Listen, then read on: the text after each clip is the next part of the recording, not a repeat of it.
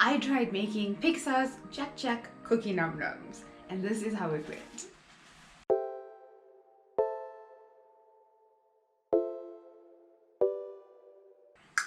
Okay. What is good, young people, and welcome back to my face. My name is Lorian, and as you heard, we are making Jack Jack's cookie num nums. Now, I am a massive Disney person / lover of Disney and its subsidies such as Marvel and Star Wars and National Geographic and all the little itty bitty things in between. So at the beginning of the year, when the world was going into a time out, Pixar had shared a bunch of recipes from the movies, and one of them was Jack Jack's Num Num Cookies, which is a chocolate chip cookie by a Pixar chef. And I'm gonna insert her name here because I actually don't remember it. I'm so sorry. So I thought, you know what? Let's make this cookie because it looked really good in the movie. I mean, like, everything animated looks good when it comes to food, such as anime food. Like, have you seen anime food? It's absolutely beautiful. Anyway, getting back to what I wanted to say. We're going to make the cookie from The Incredibles, and I am so sure that a really good chocolate chip cookie can bring forth anyone that's lost in some other unfortunate dimension, just like it did Jack Jack. So today we are going to do that. A chocolate chip cookie num num cookie. Starting with 1 cup of butter, we're going to take this butter, melt it down and brown it. Once you've melted your butter, let it cool down and start to solidify. To your butter, you're going to add the sugars, which is 1 1/4 cup of brown sugar and 1/4 cup of white sugar. I actually used confectioner's sugar because I didn't have white sugar. And then you're going to cream this thing all together.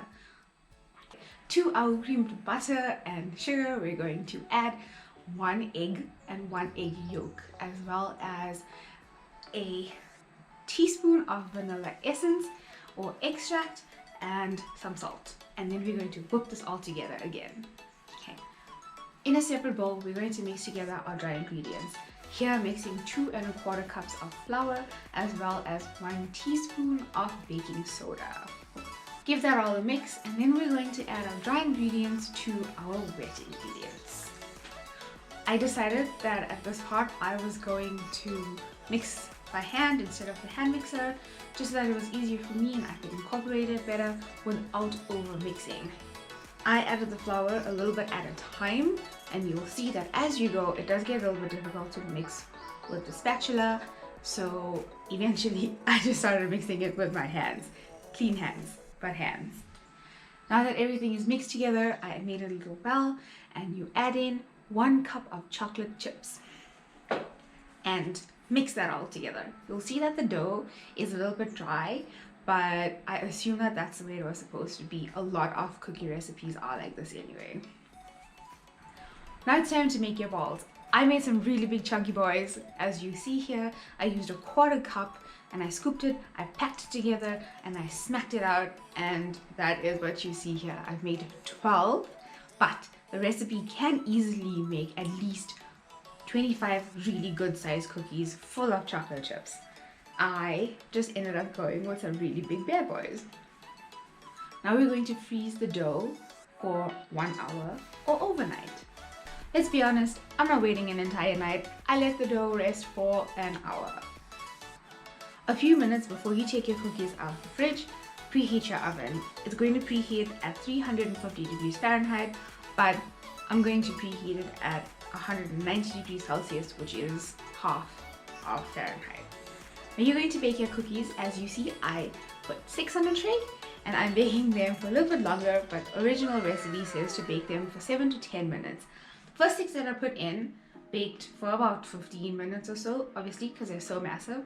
The second bit that I put in, or the second batch of 6 that I put in, I baked a little bit longer. And the reason is because when I took the first batch out, and exactly what the recipe says, golden on the edges and soft on the inside, mine wasn't fully baked on the inside because it was so big. That was my fault. I have learned my lesson.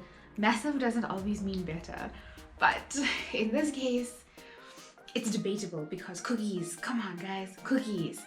This is what the first batch of the cookies look like, and this is the second batch. Now you'll see that slightly bigger because they spread out a bit more, and slightly browner because they had a bit more time in there. They also cooked completely through eventually. So I took them out of the oven. They were still soft on the inside, but they did harden as they cooled, unfortunately. The first batch of cookies that are smaller and lighter are a little bit cooked on the inside as well. They did cook and not be so soft on the inside over time. This is what the first batch of cookies look like on the inside. They are still a bit soft, which is quite nice, but not as soft as I would have liked them, so definitely will not bake them as long as I did, or make them smaller.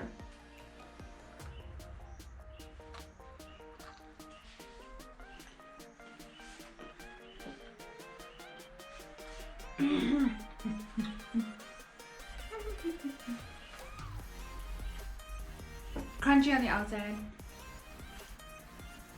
super soft on the inside. The amount of chocolate chips is ridiculous. Second batch of cookies, cooked longer, cooked completely on the inside. Smell the same. They smell a little bit like cooked cookies, like completely baked. So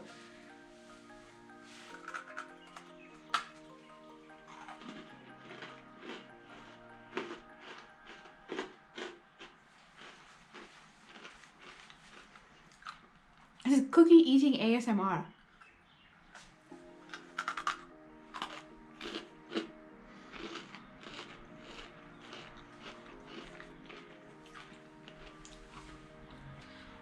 All right, now this recipe is really good. It's a beautiful cookie. Definitely the second batch that I did make, cooked it a bit longer, does kind of taste like mug and bean cookies.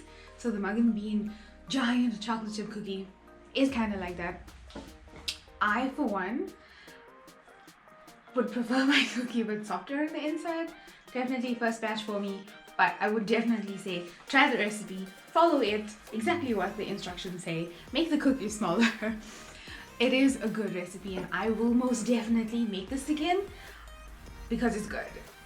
Before I made the cookies, I had went through the comments in the Instagram post that had the recipe, and one particular comment had mentioned that they don't let the cookie rest for an hour. Literally, the person just makes it and bakes it. And I think that would be a really good thing to try for the next time I make the cookie. If I do, I will post a video, probably, maybe. Thank you for watching. I really appreciate it. If you did, please just leave a like, leave a comment if you have tried this recipe before, if you have a chocolate chip recipe that is better than this one here, because I have a chocolate chip recipe that is really good, but this one here kind of rivals it. So just want to say thank you for watching. Please remember to be kind to yourself and to others. Be good, be safe, get some chocolate chip cookies. They are so good, whether you make them or buy them. They're happiness. Chocolate chip cookies are the best. They're amazing. They're happy. Thank you for watching, and I will see you soon. Bye!